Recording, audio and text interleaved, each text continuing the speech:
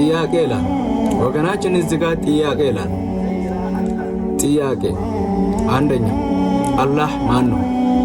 እሺ ሁለተኛ ላይ አላህ ስንት እጆች አለ? ሶስተኛ ጀግናው መልስ ስጠኝ ይላል። አም ሬዲ ቱ ብሮ ይመልስልሃል ኢንሻአላህ። በራሴ እውቀት ሳይሆን በአላህ ፍቃድ ከአላህ ቁርአንና ከነቢያችን ሰለላሁ ዐለይሂ ወሰለም ንግግሮች ብቻ ነው የምንመልሰው ከራሴ ሳይሆን ኢንሻአላህ። እሱን ጥያቄ የምናየው ይሆናል። አንደኛ ብሮዬ አላህ ማን ነው ወደሚለው ስትመጣ እኔን መጠየቅ አልነበርክም። እንደዚህ ከሆነ ከጻፋችሁ እስከዚህ አታውቁም ማለት ነው። ምክንያቱም አረብ ሀገር ያለ ክርስቲያኖች አላህን አላህ ብሎ ነው የሚጠሩት። የአረብ ክርስቲያኖች አላህን ብሎ ነው የሚጠሩት። እኛ ደግሞ እዚህ ጋር ስንመጣ ጌታ ምናምን እያለ ስም እንቀይራለን። አላህ ማለት ሁወ ማዕቡደን ቢሐቅን ኢላላህ፣ አላህ በእውነት የሚመለክ አምላክ የለውም ከአላህ በስተቀር አንዳች አካል የለም። አምልኮ የሚገባው ለአንድ አላህ ብቻና ብቻ ነው። እቺን ጥያቄ አንተ ጠየቅ እንጂ ከዚህ በፊትም የመካ ካፍሮች ጠይቆ ነበር። ነቢ ሙሐመድ ላይ ሰለላሁ ዐለይሂ ወሰለም መጥቶ እንዲህ አሉ፣ አላህ ማን ነው? ልክ አንተ እንደጠየቅከው ማለት ነው። ከዛ ነቢያችን ሰለላሁ ዐለይሂ ወሰለም ከራሱ እውቀት ሳይሆን ሰማይና ምድር ፈጣሪ በሆነው በሱ እውቀት ለነሱ መልስ መለሰላቸው። እኔም ከአላህ አስቀድሞ እናንተ እንደምትጠይቁ ስለሚያውቅ መልሱን ረዲ አድርጎ አስቀምጠዋል። ከዚህ በፊት ብዙ ሰዎችም ነቢያችን ሰለላሁ ዐለይሂ ወሰለም ጠይቆ ስለሚያውቅ የዛኔም ነቢ ሙሐመድ ሰለላሁ ዐለይሂ ወሰለም በራሱ እውቀት ሳይሆን በአላህ ፍቃድና በአላህ እውቀት እነሱ መልስ መልሰዋል። ወደ ጥያቄ ስንገባ እንዲህ ይላል በአረበኛ ቁል ሁወላሁ አሐድ። ወደ አማርኛ ስንመልስ በል እርሱ አላህ አንድ ነው።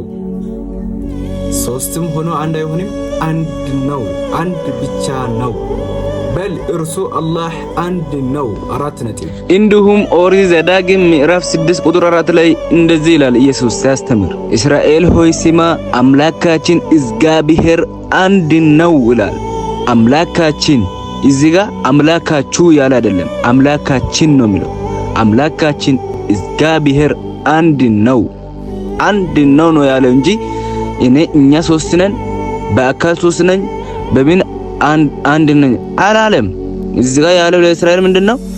እስራኤል ሆይ ስማ አምላካችን እግዚአብሔር አንድ ነው፣ እግዚአብሔር አንድ ነው ያለው። እኛ የምንገዛ አምላካችንም አንድ ነው። የኢየሱስ አምላካችን ነው እኛ የምንገዛው። እሱም ማን ነው? አላህ ነው። ወገናችን በደንብ ተመልከት መጽሐፍ ቅዱሳችሁን። አንድም ሁለትም ሶስትም አይደለም። እርሱ ስንት ነው? አንድ ነው። አላህ አንድ ነው ይላል። ሁለተኛ አላህ የሁሉም መጠጊያ ነው ይላል።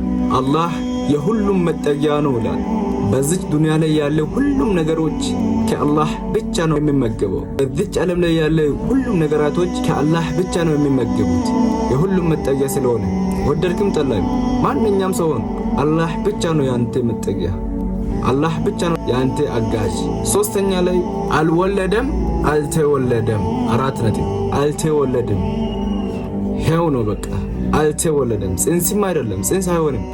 ፈጣሪ የሰው ሆድ ውስጥ ጽንስም አይሆንም፣ ሰውም አይደለም። አላህ ነው። የመጨረሻ አያ ላይ እንደዚህ ይላል፣ ለእርሱም አንድም ቢጤ የለውም ይላል። አንዳች ቢጤ የለውም ማለት ነው ለአላህ። ማንንም አላህ የሚመስል በዚህ ዱንያ ላይ አታገኝም፣ የለም። ወማዕቡዳን ቢሐቅን ኢላላህ፣ በእውነት የሚመለክ አምላክ የለም ከአንድ አላህ በስተቀር። ወደ ሁለተኛ ጥያቄ ወደ ሁለተኛ ጥያቄ ስንመጣ አላህ ስንት እጆች አለው? ለአላህ 2 እጆች አለው። ምክንያቱም አደምን በፈጠረ ጊዜ እንደዚህ ይላል። እዚህ ጋር 2 እጆች ይላል። አው ለአላህ እጅ አለው፣ ነገር ግን የኛ አይነት አይደለም። ምን አይነት መሆኑን አናውቅም። ምክንያቱም ቅድም ለእርሱ አንድም ቢጤ የለም ተብሏል። ለአላህ እጅ አለው። አው እጅ እንዳለው ተነግሯል። ይኸው አለ እዚህ ጋር። ምን አይነት መሆኑን አናውቅም። አባታችን አደም እንግዲህ አላህ ሱብሃነሁ ወተዓላ በእጁ ነው የፈጠረው። እዚህ ጋር 2 እጆች ይላል። እቺን ትመስላለች ጥያቄ